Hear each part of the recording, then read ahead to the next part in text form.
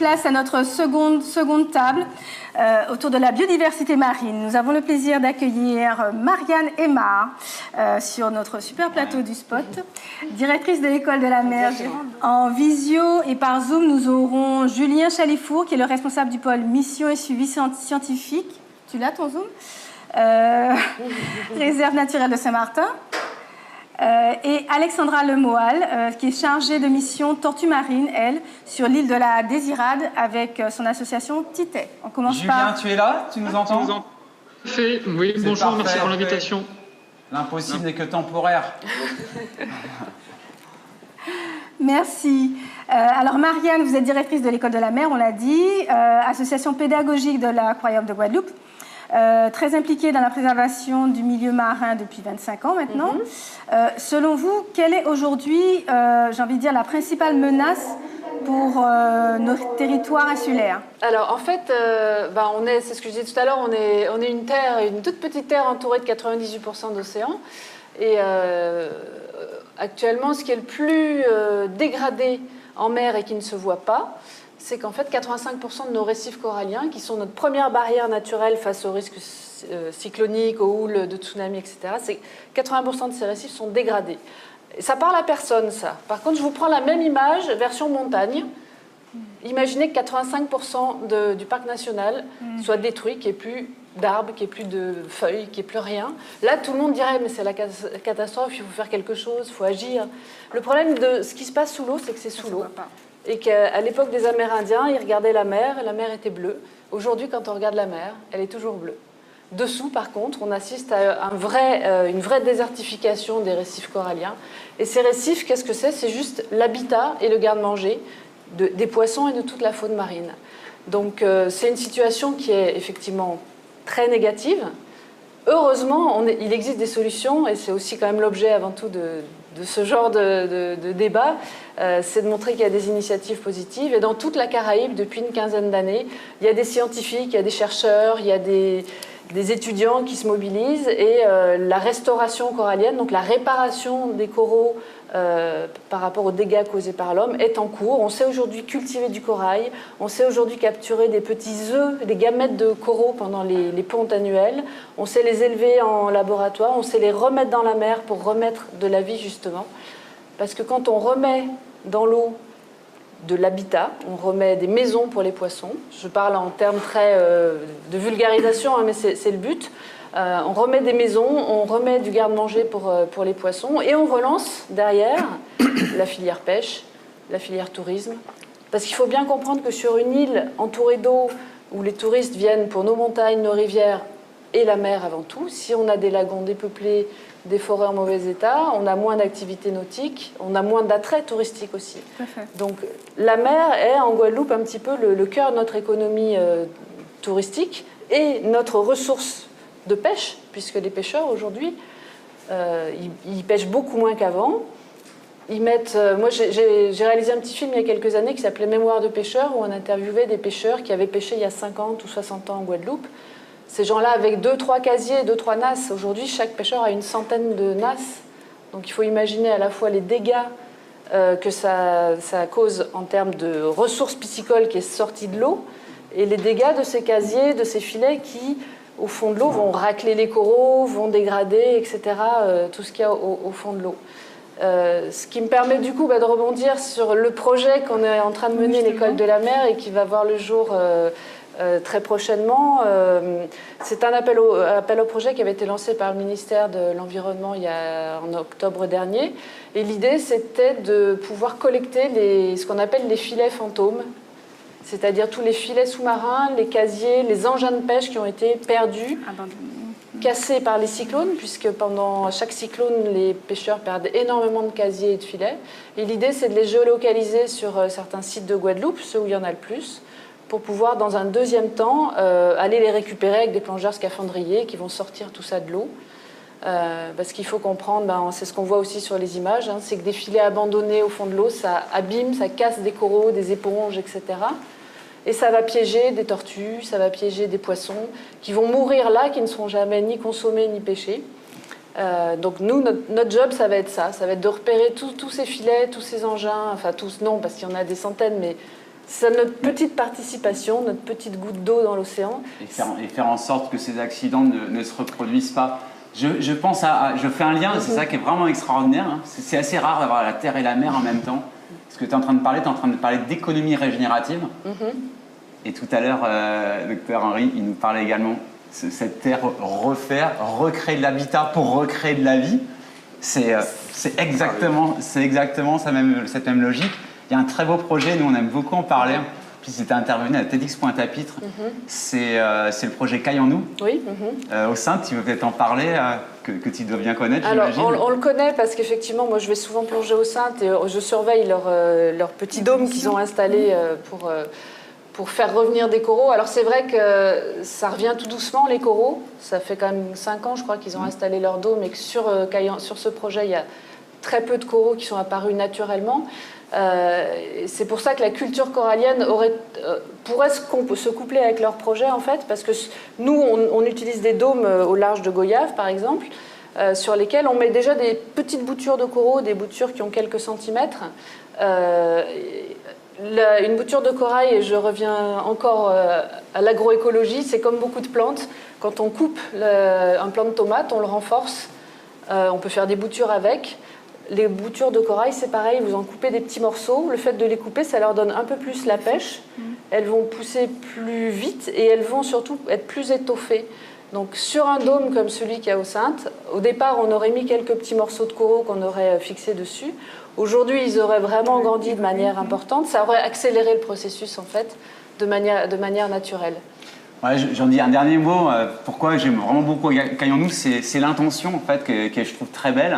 Et là aussi, c'est la convergence des acteurs. Il y en a des acteurs dont on n'a pas parlé tout à l'heure, c'est le secteur, on va dire, académique. Donc là, c'est un projet qui a été initié dans un collège, le collège de Gourdeliane, si je ne me trompe pas, qui est porté donc, par des professeurs hyper motivés. Et j'imagine ce que ces élèves quand on participe à ce projet, ils ne vont pas voir la vie demain comme ceux qui n'ont pas participé à ces projets-là. C'est tout à fait. Ils partent pas avec les mêmes bagages. Et forcément, la nature, ils vont vouloir y contribuer donc à cette fameuse économie régénérative, parce qu'un des principes du vivant, c'est l'autoréparation. Et ils auront appris à plonger, ils connaîtront les coraux, ils auront découvert les Saintes, parce que beaucoup ne connaissaient pas les Saintes aussi. Ils auront suivi ce projet pendant des années. Et c'est sûr que, nous, à l'École de la Mer, par exemple, on récupère souvent les enfants des écoles où il y a eu des projets scientifiques, parce que les jeunes, quand ils arrivent en 3e, ils ont des stages à faire et ils se tournent vers des structures liées à la mer pour faire leur stage et découvrir des métiers liés à tout ça. Donc la boucle est bouclée quelque part. Le futur est assuré. On en profite pour faire un petit coucou à Nelly qui est parmi nous et qui avait travaillé, participé et accompagné aussi les jeunes filles de Caille en nous. Et oui, notre Nelly. On va passer la parole peut-être à Saint-Martin. On va partir à Saint-Martin. Alors, Julien Jalifour. Tu nous entends, Julien? Bienvenue. Donc oui, on t'entend. Tu as pu entendre Marianne? Tout à fait. Donc peux-tu nous tout à fait, elle a très bien introduit le sujet. Effectivement. Oui, donc on est dans un constat en tant que gestionnaire d'aires marines protégées d'une érosion du vivant et plus particulièrement des récifs coralliens qui sont des habitats essentiels pour la vie marine côtière. Tous ces petits coraux en fait sont nos architectes dans un désert d'oasis de biodiversité où chacun a son rôle pour maintenir l'équilibre et permettre à la biodiversité de se développer harmonieusement. On s'aperçoit que la simple mise sous cloche en réserve naturelle, en parc marin, etc. et tous les dispositifs de protection que la France a pu mettre en place, bien qu'ils soient parcellaires, ne suffit plus parce qu'on a une influence globale et au-delà des zones protégées qui vient perturber nos milieux. Et donc, pour gagner du temps et permettre à nos peuplements coralliens et côtiers de se restructurer, de s'adapter à ces changements globaux et à ces perturbations, on a eu l'idée en 2014 de tester des habitats artificiels pour en fait compenser l'érosion du corail, qui est l'architecte naturel, en immergeant des matériaux inertes et en venant observer la colonisation de ces habitats artificiels par toute la faune mobile, à savoir crustacés, poissons, etc. C'est un projet qui a été soutenu par un financement Téméum qui aide les gestionnaires à tester des solutions, à se former, à renforcer leurs capacités. En 2017, suite à la catastrophe Irma, le cyclone qui nous a touchés de plein fouet et qui a bien entendu touché nos fonds marins, on a plutôt voulu tirer parti de cette catastrophe de manière à repartir, à faire que ce ne soit pas juste un échec, mais une opportunité de faire mieux et d'avancer. On a créé des associations avec notamment le soutien financier de la Fondation Veolia et avec un partenariat avec Verdes XM, l'entreprise qui est chargée de collecter, de retraiter les déchets. On a sélectionné des matériaux inertes qu'on a été immergés pour créer un habitat artificiel encore plus grand et encore avec d'autres partenariats, notamment avec Alpha Novasun qui produit des cosmétiques de protection solaire respectueuses des récifs, parce que ça c'est une grosse problématique chez nous aussi avec le tourisme. On a fait des suivis et on a observé cette colonisation. Donc on s'aperçoit que en créant des nouveaux poumons, des nouveaux oasis artificiels de vie, on permet à des populations de poissons, de crustacés et d'échinodermes qui vont venir aussi permettre de lutter contre le développement algal et contre tous les stress que subissent nos coraux, de gagner du temps et à côté, comme Marianne, de travailler sur des initiatives de bouturage corallien et de préservation des coraux en favorisant le retraitement des eaux usées et toutes ces sources de stress qui viennent les impacter, de donner du temps au milieu pour qu'ils s'adaptent, pour qu'ils repartent dans une bonne trajectoire et pour essayer de sensibiliser le public et de l'amener à changer ses pratiques, que ce soit en polluant moins, que ce soit en utilisant les bons produits de protection, que ce soit en déployant des mouillages écologiques pour ne plus jeter l'encre sur les coraux, etc. Donc on n'est plus dans une simple stratégie de mise sous cloche, d'observation de l'érosion lente de la biodiversité, ça n'est plus suffisant. Le gestionnaire aujourd'hui il doit être proactif, il doit déployer des solutions de génie écologique et intervenir pour booster la biodiversité et lui permettre de récupérer et de faire face à cette érosion. Merci beaucoup Julien. Alexandra, nous entends-tu? Bon, je vais essayer donc, a priori j'ai compris, de faire court. Je suis Alexandra Lemoyle, ça fait 13 ans que je m'implique dans le réseau Tortues Marines Guadeloupe. Qui a été créé depuis une vingtaine d'années parce que les tortues étant protégées dans les Antilles françaises depuis 30 ans maintenant, voilà, il y a une fédération de un grand nombre de personnes, en tout cas pour la Guadeloupe, l'archipel, il y a au moins 500 personnes qui œuvrent au quotidien. Donc, on peut avoir des institutions, des pouvoirs publics, mais aussi beaucoup sur le terrain. Les yeux du terrain sont beaucoup les bénévoles qui donnent de leur temps pour œuvrer pour la cause tortue marine. Et les tortues marines ont l'avantage déjà de passionner rapidement les interlocuteurs et d'être une espèce phare qui, si elle est encore présente dans nos eaux, permet d'avoir un espoir sur l'équilibre du reste de la biodiversité. Elle a l'avantage aussi de vivre et en mer et de venir pondre à terre.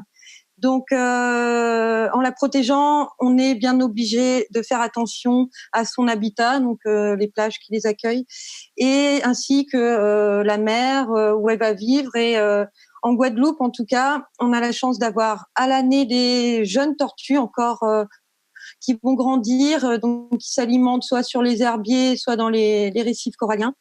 Ces jeunes tortues, quand elles seront adultes, ça va mettre beaucoup de temps. Donc, il faut qu'elles arrivent à survivre jusque-là de notre impact. Jusqu'à 20 ans, voilà, elles vont grandir dans nos eaux et elles vont partir faire des centaines de kilomètres, dépenser beaucoup d'énergie pour aller pondre sur leur zone de naissance qui, pour certaines, d'ici peuvent partir à Porto Rico, d'autres aller au Venezuela. Bon, c'est assez vaste et donc on n'est pas juste à avoir besoin de les protéger au niveau régional, mais voilà, c'est des ambassadrices de la mer, des océans, et elles relient les îles par leur trajet. Donc moi, plus précisément, donc ça fait 13 ans que je m'implique dans le réseau. J'étais beaucoup sur le terrain, j'ai vu beaucoup d'acteurs, j'ai croisé beaucoup d'associations. Et j'ai la chance d'avoir eu la confiance de l'association Titet, qui œuvre pour la préservation de l'environnement, en particulier à la Désirade, donc sur les îles de la Désirade, parce que on a l'île principale où il y a une réserve naturelle, mais il y a aussi une réserve naturelle qui s'appelle Petite Terre, où en tout cas en ce qui concerne les tortues marines, on a beaucoup de pontes et pas mal de tortues à l'année aussi qui grandissent. Donc mon travail, ça va être vu le potentiel, le gros potentiel d'accueil de ces îles-là de l'archipel, en collaboration avec les Désiradiens, d'essayer de valoriser encore plus ce patrimoine, cette richesse naturelle, qui, si elle disparaît, malheureusement, sera au moins un témoignage que tout le reste de la vie disparaît aussi. Donc vraiment, il y a un côté important à impliquer chaque habitant, impliquer les pêcheurs qui les croisent aussi en mer, et que au bout de mes 2 ans d'investissement, de développer cette dynamique-là, la Désirade soit fière et continue à œuvrer dans le temps pour la préservation de ces espèces-là. Et je voudrais juste ajouter que le réseau Tortues Marines, la Désirade est un maillon au milieu de la grande chaîne de solidarité tortue. Je veux pas oublier toutes les autres associations et toutes les autres structures qui œuvrent aussi pour d'autres espèces, comme les iguanes, comme les requins, comme les oiseaux, enfin voilà, énormément de gens qui sont pas là aujourd'hui, mais tous ensemble, on essaye d'aller dans le même sens et on en a souvent les mêmes interlocuteurs. Donc, je voudrais aussi les saluer parce qu'ils ont tous la volonté de faire au mieux pour que la vie continue tout bonnement et qu'on puisse faire profiter nos enfants de. Merci Alexandra, et tu fais bien de les saluer. Et d'ailleurs, on va saluer toutes les personnes qui s'investissent, quel que soit leur métier ou leur rôle de citoyen, parce qu'ici, voilà, on dit qu'il faut de l'humilité. Ce n'est qu'une partie des actions qui sont menées. Donc, tu fais bien de saluer tout ce monde qui doit d'ailleurs aussi travailler ensemble. Là, l'idée de la Désirade, c'est un très beau projet. Moi, j'ai entendu des belles choses sur ce projet-là. Un vrai souhait, et des gens aussi à la Désirade qui voient tout l'intérêt d'être pilote, l'intérêt pour la pêche, l'intérêt pour l'éducation, on en revient. Donc, c'est toujours pareil. L'idée du changement, c'est pas dire arrêtez, sinon ça va être mal. C'est changeons parce que ça va être beaucoup mieux. Voilà, le meilleur est à venir. Donc, merci beaucoup, Alexandra. Oui, merci à vous pour l'invitation.